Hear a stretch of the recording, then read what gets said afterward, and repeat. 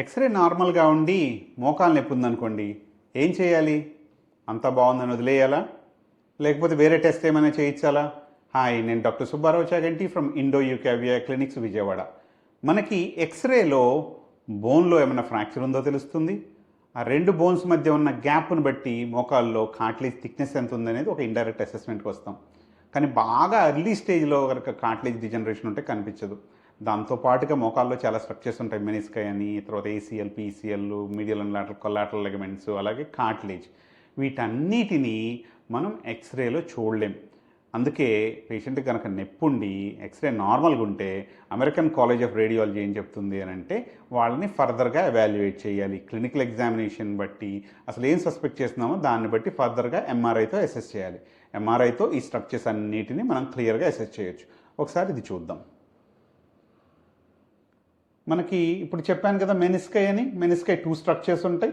ఇది ఒక మెనిస్కస్, ఇది లాటరల్ మెనిస్కస్. దాన్నే మనం ఇక్కడ రెండో దానిలో కూడా చూడొచ్చు. అలాగే మీడియల్ మెనిస్కస్, ఇన్సైడ్ ఉండేదాన్ని మీడియల్ మెనిస్కస్ అంటాం. This is medial meniscus. అలాగే ACL, PCL, medial and lateral collateral ligaments. తర్వాత కార్టిలేజ్ అలా ఉంది. ఈ బ్లాక్గా ఉండేదంతా బోను, ఇదంతా కార్టిలేజ్.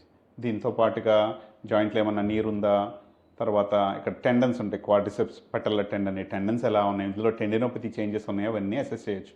ఒకవేళ బేకర్ సిస్ట్ లాంటిది ఉంటే చూడొచ్చు. తర్వాత బోన్లో ఉన్న చేంజెస్, బోన్ మ్యారో అంటే మూలిక అంటాం కదా, దానిలో ఏమైనా ఉన్న ప్రాబ్లం ఉందో కూడా మనం అసెస్ చేయొచ్చు. ఇది ఎందుకు ఇంపార్టెంటు?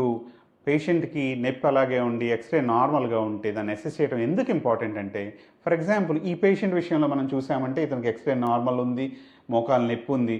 సో మనం డిలే చేయకుండా ఎంఆర్ఐ చేయిస్తే ఈ ఎంఆర్ఐలో స్మాల్ సబ్కాండల్ ఇన్సఫిషియన్సీ ఫ్రాక్చర్, అంటే బోన్ లోపల కంటికి కనిపించిన చిన్న ఫ్రాక్చర్ ఉన్నట్టుగా తేలింది.